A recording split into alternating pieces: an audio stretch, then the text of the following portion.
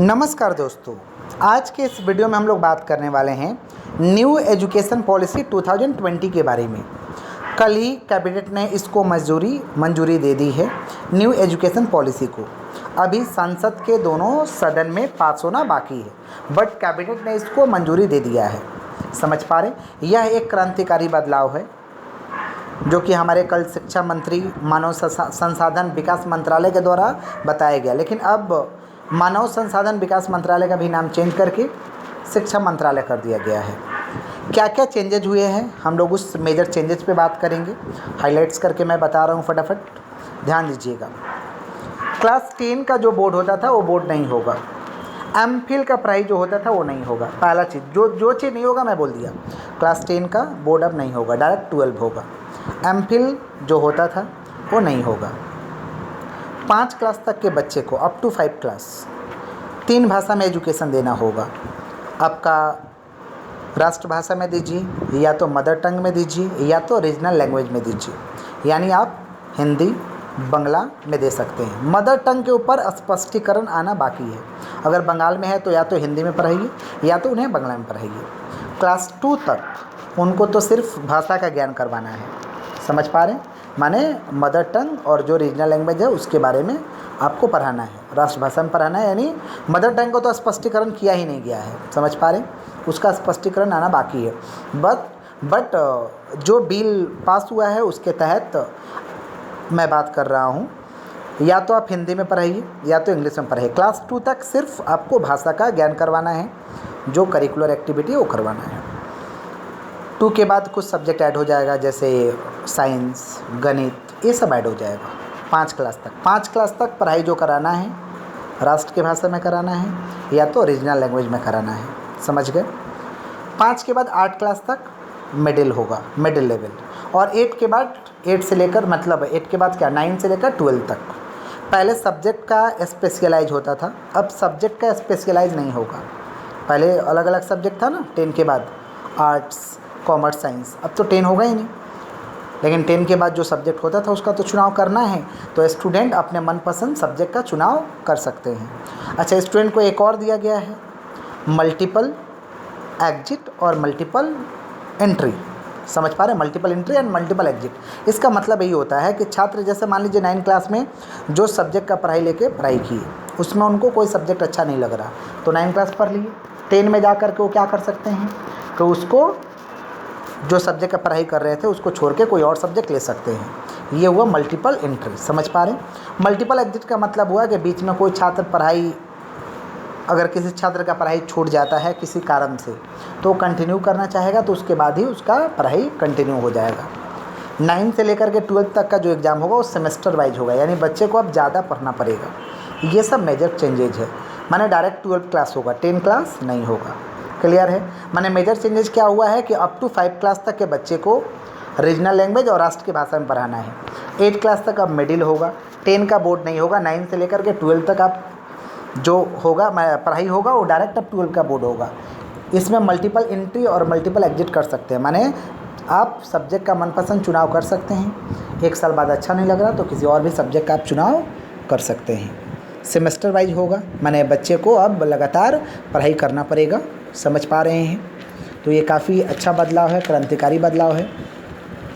12 के बच्चे या जो अभी 11, 12 कर रहे हैं, अब महत्वपूर्ण मैं कॉलेज वाले बच्चे के लिए बात कर रहा हूँ। कॉलेज वाले बच्चे के लिए ये इन्फॉर्मेशन है कि अब जो है आपका ग्रेजुएशन या तो 3 साल में कंप्लीट होगा, या तो आपका कितना साल में कंप्लीट होगा, 4 साल में कंप्लीट होगा।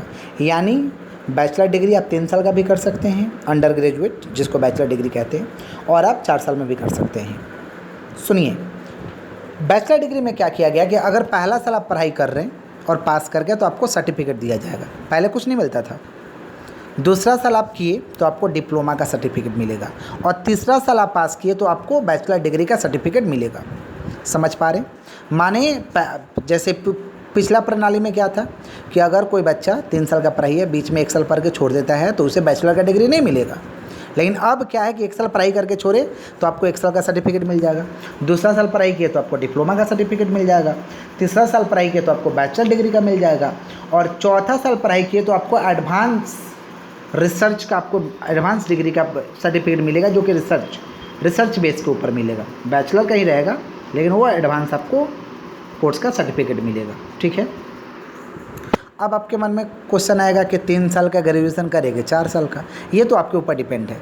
लेकिन 4 साल का अगर ग्रेजुएशन करिएगा तो इसके बाद मास्टर डिग्री करने जाएंगे तो आपको 1 ही साल का पढ़ाई करना होगा, और इधर 3 साल का ग्रेजुएशन करिएगा तो मास्टर डिग्री करने जाएंगे तो आपको 2 साल का पढ़ाई करना होगा। यानी पिछला पद्धति में क्या होता था कि ग्रेजुएशन 3 साल और मास्टर डिग्री 2 साल, 5 साल का होता था, अभी भी 5 साल है। आप 3 साल का अगर ग्रेजुएशन कर रहे हैं तो आपको एम.कॉम 2 साल का करना होगा, माने मास्टर डिग्री 2 साल का करना होगा। ग्रेजुएशन 4 साल का कर रहे हैं तो मास्टर डिग्री आपको 1 साल का करना होगा। लेकिन यहाँ पे बेनिफिट क्या है कि मल्टीपल एंट्री और एग्जिट का है, कि मल्टीपल एंट्री का मतलब अपना मनपसंद सब्जेक्ट का चुनाव तो कर ही सकते हैं किसी भी ईयर में, अगर आपको अच्छा नहीं लग रहा तो, समझ पा रहे हैं। और किसी कारण से आपका पढ़ाई छूट जाता है और आप मान लीजिए जैसे फर्स्ट ईयर का पढ़ाई किए तो आपको सर्टिफिकेट मिला, किसी कारण से आपका पढ़ाई छूट गया तो सर्टिफिकेट तो आपको मिला है। आप 2 साल बाद मन बनाए कि आपको फिर से पढ़ाई चालू करना है तो आप डायरेक्ट 2 साल बाद सेकेंड ईयर से आपका पढ़ाई चालू होगा। मैंने फर्स्ट ईयर तो आपका कंप्लीट है तो सेकेंड ईयर से पढ़ाई चालू होगा। मैंने जहाँ तक आपने पढ़ाई कंप्लीट करके छोड़ा है उसके बाद ही आपका पढ़ाई चालू हो जाएगा, क्योंकि आपका क्रेडिट स्कोर एक डिजी बैंक में रिकॉर्ड किया जाएगा। समझ पा रहे हैं, जैसे एक बैंक अकाउंट होता है ना कि हमारे बैलेंस को हर चीज़ रिकॉर्ड करता है, वैसे ही क्रेडिट स्कोर आपका डिजी बैंक में रिकॉर्ड होगा। समझ पा रहे हैं। अभी इसका बहुत सारा स्पष्टीकरण आना बाकी है, जैसे ही कुछ भी स्पष्टीकरण आता है तो मैं वीडियो के माध्यम से आऊँगा। ये मैं क्रांतिकारी बदलाव क्यों बोल रहा हूँ, इसलिए मैं बोल रहा हूँ क्योंकि 5 क्लास के बाद में जिस बच्चे का जिस क्षेत्र में रुचि है उस सब्जेक्ट का चुनाव करके वो पढ़ाई कर सकते हैं। जैसे मान लीजिए किसी को क्रिकेट में रुचि है तो क्रिकेट का एक सब्जेक्ट बन जाएगा, उसको लेकर के वो पढ़ाई कर सकते हैं, उस पर रिसर्च कर सकते हैं, वो आगे बढ़ सकते हैं। किसी बच्चे को टीचिंग में अगर मान लीजिए इंटरेस्ट है तो एक सब्जेक्ट आ जाएगा। समझ पा रहे हैं, माने यहाँ पे क्या है कि प्रैक्टिकल चीज़ों को बढ़ावा दिया गया है। प्रैक्टिकल बच्चे का जो हित था, जैसे मान लीजिए अभी किसी भी क्षेत्र में अगर कोई बच्चे हैं तो पढ़ाई से बिल्कुल अलग है। क्यों? क्योंकि अलग है, बच्चे किसी क्षेत्र में है, हर लोग अच्छे क्षेत्र में, लेकिन उनको तो एकेडमिक सेशन में सिखाया नहीं गया था। वो अपने बदौलत है, दूसरे डिपार्टमेंट के एजुकेशन के बदौलत है।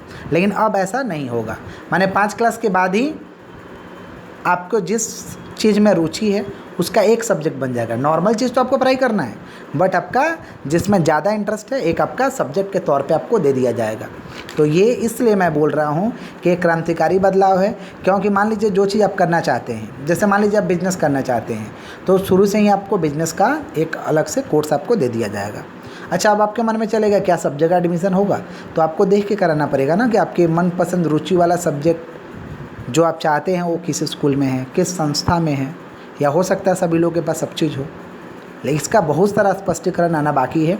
जैसे ही स्पष्टीकरण आएगा मैं ज़रूर से आपको वीडियो के माध्यम से बताऊंगा।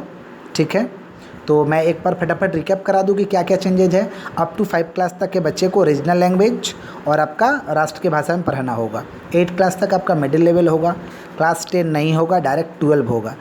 9 से लेकर के 12 तक जो 4 साल के पढ़ाई है वो सेमेस्टर वाइज करके होंगे, मैंने पूरा का पूरा बच्चे को पढ़ाई करना पड़ेगा। इसमें मल्टीपल एंट्री और एग्जिट का सुझाव रखा गया। माने मल्टीपल एंट्री का मतलब किस सब्जेक्ट को लेकर हम पढ़ाई कर रहे हैं, पहले तो अपना मनपसंद सब्जेक्ट का चुनाव कर सकते हैं। मान लीजिए 1 साल पढ़े, अगला साल अच्छा नहीं लग रहा तो आप दूसरा सब्जेक्ट का भी चुनाव कर सकते हैं। लेकिन जिस सेमेस्टर में आपने, जिस ईयर में आपने सब्जेक्ट का चुनाव किया वो ईयर को आपको कंप्लीट करना होगा। समझ पा रहे हैं। 12 के बाद में ग्रेजुएशन या तो 3 साल का या तो 4 साल का। पहला साल कंप्लीट किए सर्टिफिकेट मिलेगा, दूसरा साल कंप्लीट किए डिप्लोमा मिलेगा, तीसरा साल कंप्लीट किए तो बैचलर डिग्री, चौथा साल किए तो एडवांस रिसर्च का आपको डिग्री मिलेगा। अब क्वेश्चन आएगा कि 3 साल का करेंगे 4 साल का, 3 साल का करिएगा तो मास्टर डिग्री 2 साल का होगा, 4 साल का करिएगा तो मास्टर डिग्री आपका 2 साल का होगा। समझ पा रहे, सॉरी 3 साल का करिएगा तो मास्टर डिग्री 2 साल का, 4 साल का करिएगा तो मास्टर डिग्री आपका 1 साल का होगा। एमफिल नहीं होगा, पहले एमफिल होता था मास्टर ऑफ फिलोसफी, अब नहीं होगा। समझ पा रहे हैं। पीएचडी के लिए पहले एंट्रेंस टेस्ट देना पड़ता था, अब डायरेक्ट एडमिशन होगा आपके मार्क्स के हिसाब से।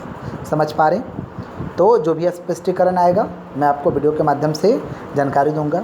दोस्तों, हमारे वीडियो से अगर कुछ भी आपको समझ में आता है प्लीज़ चैनल को शेयर करें, चैनल को सब्सक्राइब करें और ज़रूरत लोगों तक इस वीडियो को पहुंचाएं ताकि उनको भी इन्फॉर्मेशन मिल सके। Thank you so much.